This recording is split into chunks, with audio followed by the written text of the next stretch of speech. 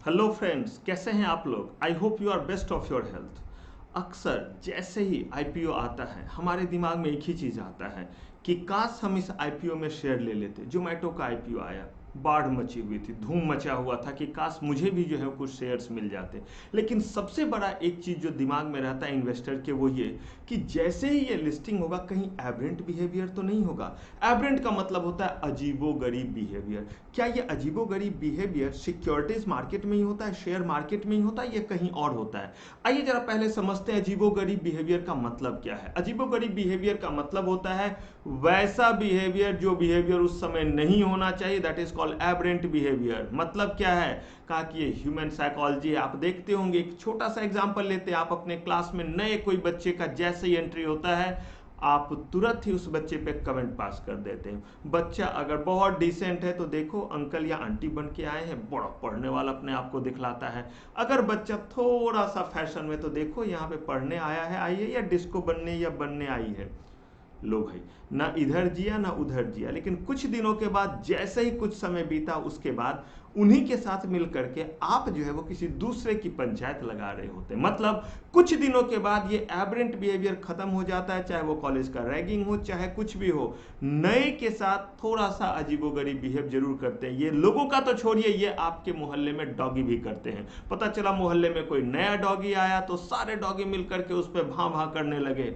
जैसे ही कुछ दिनों के बाद जो है वो दोस्ती यारी हो गई, फिर वो ट्वी से आपके विंग में शामिल, और फिर वो आपके साथ मिलकर के बाकी डॉगियों के साथ मिलकर के क्या कर रहे हैं, फिर से जो है वो दूसरे पे जो है भौंकने का काम कर रहे हैं। चलने दीजिए, ये तो हो गया आम जिंदगी। अब जरा आते हैं जरा इस सिक्योरिटीज मार्केट में। कहा जब भी मार्केट में नया कोई इंस्ट्रूमेंट आता है अजीबोगरीब लोग बिहेव करते हैं, तुरंत उसमें चाहते हैं जैसे ही वो लिस्ट होता है कि ज्यादा से ज्यादा शेयर्स हम लेना शुरू कर दें। और जब भी वो ज्यादा से ज्यादा शेयर्स लेना शुरू करते हैं प्राइस शूट होना शुरू हो जाता है, डिमांड बढ़ जाता है। कहा इसे कैसे स्टेबलाइज किया जाए, तो कॉन्सेप्ट आया ग्रीन शू ऑप्शन का, जो बेसिकली एक post issue priced stabilisation method है। ध्यान से सुनिएगा, post issue priced stabilisation method है जिसमें अनरीजनेबली अप और अनरीजनेबली डाउन को रोका जाता है। लेकिन ये कैसे किया जाए, प्रमोटर या जिनके भी पास 5% से ज्यादा का शेयर होता है उनको जो है वो कहा जाता है कि आप ये शेयर स्टेबलाइजिंग एजेंट को ट्रांसफर करें। और स्टेबलाइजिंग एजेंट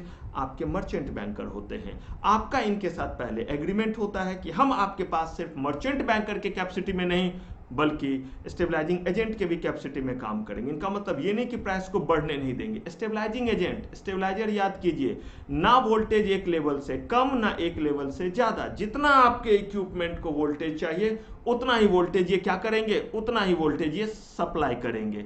तो अब यहाँ पे का स्टेबलाइजिंग एजेंट क्या करेंगे, कहा अगर अनरीजनेबली अप होगा तो जो शेयर्स इनके पास है वो बेचना शुरू करेंगे, अनरीजनेबली डाउन होगा तो मार्केट से खरीदना शुरू करेंगे। कहा ये बेचने के लिए इनके पास शेयर्स कहां से आएगा, क्योंकि शेयर्स तो सारे इशू हो चुके हैं। कहा कोई बात नहीं है, प्रमोटर के पास जो लॉक इन पीरियड में शेयर्स है, कहा कि लॉक इन पीरियड का एक्सेप्शन है ग्रीन शू ऑप्शन। प्रमोटर अपने शेयर्स का 15% तक 15% तक दे सकता है, किसको, स्टेबलाइजिंग एजेंट को। और स्टेबलाइजिंग एजेंट के जीएसओ डीमेट अकाउंट में ग्रीन शू ऑप्शन डीमेट अकाउंट में इसे ट्रांसफर कर दिया जाता है। यहां से अगर प्राइस बहुत ज्यादा बढ़ा, इन्होंने शेयर्स बेच दिए, बेचने से जो पैसा आया वो ग्रीन शू ऑप्शन बैंक अकाउंट में क्या कर दिया जाता है, ट्रांसफर कर दिया जाता है।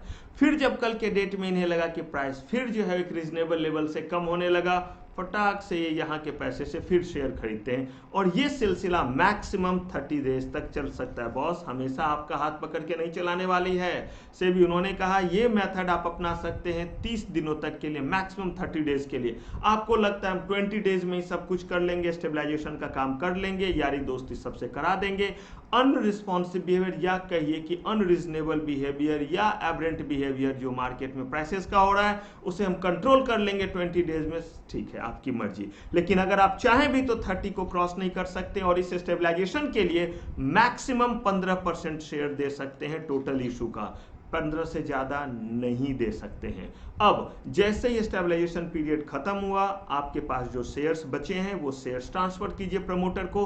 और बचे का मतलब है कि जो जितना अच्छा स्टेबलाइजिंग एजेंट होगा वो क्या करेगा, उसका काम है कि वो शेयर्स को वो ट्रांसफर कर दे किसके पास, प्रमोटर के पास। और अगर मान लीजिए कि कहीं कम हो गया तो, नहीं खरीद पाया तो ऐसे केस में उन्हें शेयर्स परचेज करना होगा और परचेज करके जो है वो वापस देना पड़ेगा प्रमोटर को। और अगर परचेज भी नहीं कर पा रहा है तो भाई कंपनी की आफत आई और कंपनी को उतने डिफिसिट वाले शेयर क्या करने पड़ेंगे, इशू करने पड़ेंगे, और वो शेयर फिर ट्रांसफर होकर के चला जाएगा किसके पास, प्रमोटर के पास। यानी कि अगर आपके पास शेयर्स बचे हुए हैं तो वैसे केस में 2 दिनों के भीतर प्रमोटर को ट्रांसफर कीजिए, नहीं बचे हुए तो कंपनी 5 दिनों में इशू करेगी, उसके 2 दिन के भीतर आप इसे ट्रांसफर करेंगे किनके पास, प्रमोटर के पास। और अगर कहीं आपने यानी मर्चेंट बैंकर ने, स्टेबलाइजिंग एजेंट ने बहुत शानदार काम किया और उन्होंने अंत तक जो है वो पूरे के पूरे 15% शेयर अपने पास जो है वो रख लिए, तो ऐसे केस में वो सीधा 15% शेयर प्रमोटर को ट्रांसफर करे, कहीं कुछ खरीदने या कंपनी को इशू करने की जरूरत नहीं है। और अगर कहीं कुछ पैसा कोई पैसा सरप्लस बचा हुआ रह गया कहाँ पे, जीएसओ बैंक अकाउंट में, तो कहा इससे स्टेबलाइजिंग एजेंट या कंपनी मस्ती नहीं करेगी, कहा ये पैसे ट्रांसफर होंगे कहाँ पे, investor education and protection fund में ट्रांसफर होंगे। ये था हमारा ग्रीन शू ऑप्शन के बारे में, बिल्कुल लेमैन और आसान तरीके से आपको समझा हुआ। ऐसे ही बहुत सारे और टॉपिक के साथ मैं Pankaj Kumar from academic expert from institute of company secretaries of India, best faculty awardee of NIRC, practising company secretary, charter securities and investment, CSI London, MBA finance. मिलता रहूंगा आपसे और आपको बताता रहूंगा कि और कौन कौन से चीज़ हम इसमें जान सकते हैं। तो अगर आपने अभी तक हमारे YouTube चैनल को सब्सक्राइब नहीं किया है तो प्लीज सब्सक्राइब करें and don't forget to press the bell icon for getting the notification of such fabulous videos. मिलते हैं अगले वीडियो में ऐसे ही शानदार और बहुत आसान से जो है वो तरीके से आपको समझाने के लिए। तब तक के लिए टेक केयर, बाय बाय।